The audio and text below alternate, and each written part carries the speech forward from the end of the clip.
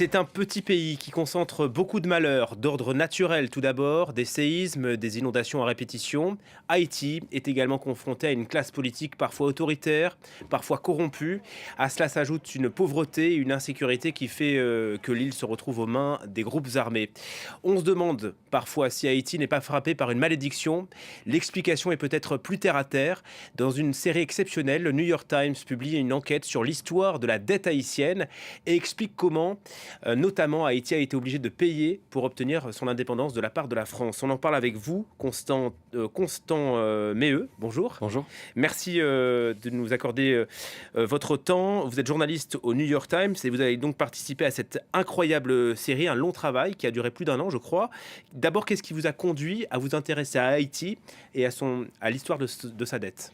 Bon, écoutez, exactement ce que vous venez de dire, c'est-à-dire qu'on a une collègue qui s'appelle Catherine Porter, qui connaît bien Haïti, qui a fait beaucoup de reportages là-bas, et qui, à chaque fois qu'elle allait sur place, se demandait mais comment se fait-il que ce pays est aussi pauvre ? Comment se fait-il qu'il n'y a pas de système de métro ? Comment se fait-il qu'il n'y a pas d'égout qui fonctionne ? Comment se fait-il qu'il n'y a pas de système d'éducation publique solide ?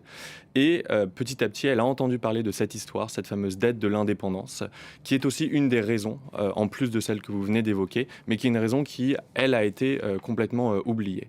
Et donc, on a voulu revenir justement sur cette histoire de la dette d'indépendance, de voir comment est-ce que cette dette qui est unique, qui est un cas unique dans l'histoire, où un pays où les anciens esclaves vont finalement payer des compensations à leurs anciens maîtres, a finalement aidé à faire rentrer Haïti dans un cycle d'endettement perpétuel, infernal, selon certains historiens, et donc a impacté son développement économique. Alors tout commence 20 ans après l'indépendance d'Haïti.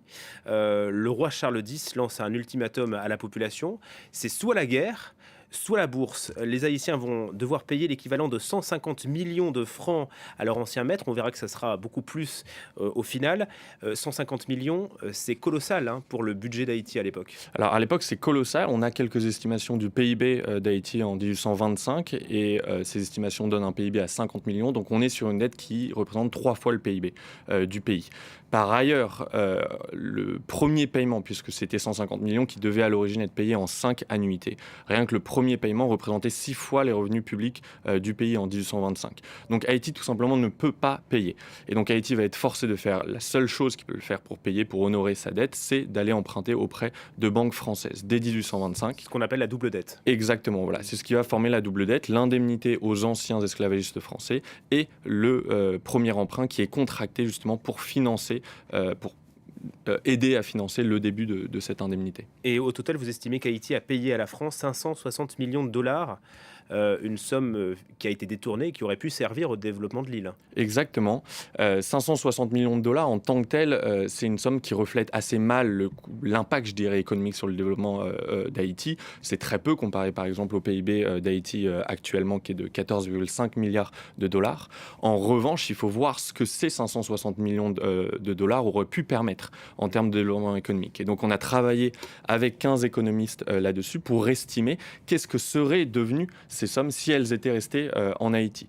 On est arrivé à une fourchette en termes de coût d'opportunité économique qui est entre 21 milliards de dollars et 115 milliards de dollars, c'est-à-dire entre 1 fois et 8 fois le PIB d'Haïti en 2020. 115 milliards de dollars, ça veut dire entre les remboursements de cette dette, des emprunts et donc le manque à gagner pour Haïti, c'est ça ? C'est le manque à gagner, exactement. C'est exactement le manque à gagner, c'est-à-dire que pour cette fourchette, on a pris 2 hypothèses. Une assez conservatrice, qui est de dire si cet argent était resté en Haïti, il aurait grandi au même taux de rendement que le reste de l'économie. Donc pour ça, on utilise le taux de croissance réel du PIB d'Haïti. Mais beaucoup d'économistes nous ont dit, attendez, ce sont des sommes qui sont tellement énormes qu'elles auraient de toute façon boosté la croissance économique d'Haïti. Un peu comme en République dominicaine, qui partage l'île. Voilà, exactement. Et donc on a pris en fait la croissance économique moyenne du reste des pays d'Amérique latine, et en utilisant cette croissance économique moyenne comme taux de rendement pour ces sommes, on arrive à 115 millions. Et c'est vrai que c'est frappant, encore une fois, qu'on est sur la même île, un pays où il y a justement des réseaux de métro, des réseaux d'égouts, des écoles, et puis vous traversez la frontière et vous arrivez en Haïti où c'est une situation bien différente. Ce système, il a duré combien de temps ?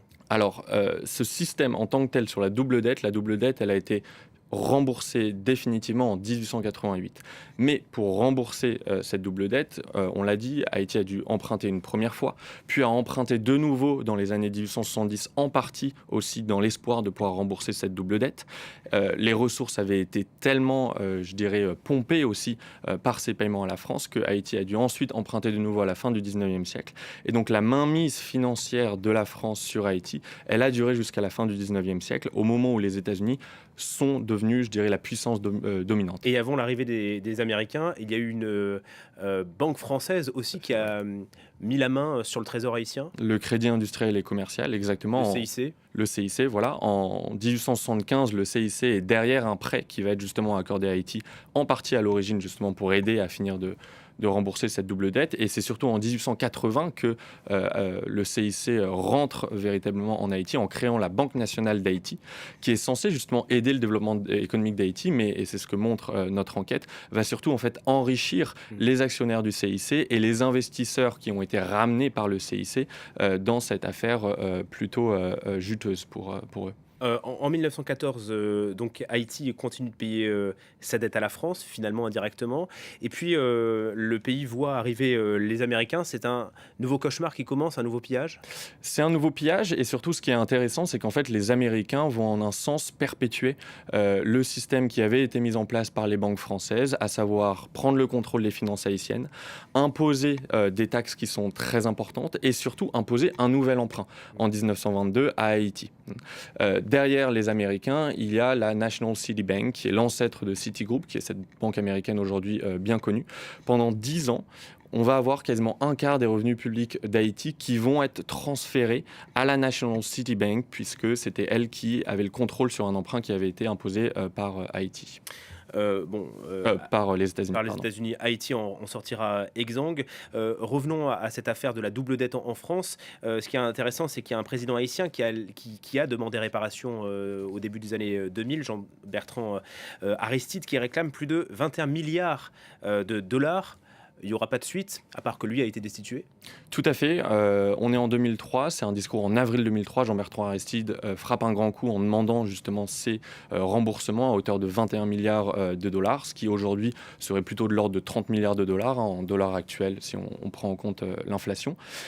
Immédiatement, la France va réagir. On a interrogé beaucoup d'ambassadeurs et de diplomates français en essayant d'étouffer tout simplement cette demande de remboursement. Une commission va être créée pour officiellement travailler sur les liens entre Haïti et la France. Mais va y avoir également une mission, elle qui n'est pas officielle, qui est précisément de faire en sorte de mettre de côté cette demande de restitution.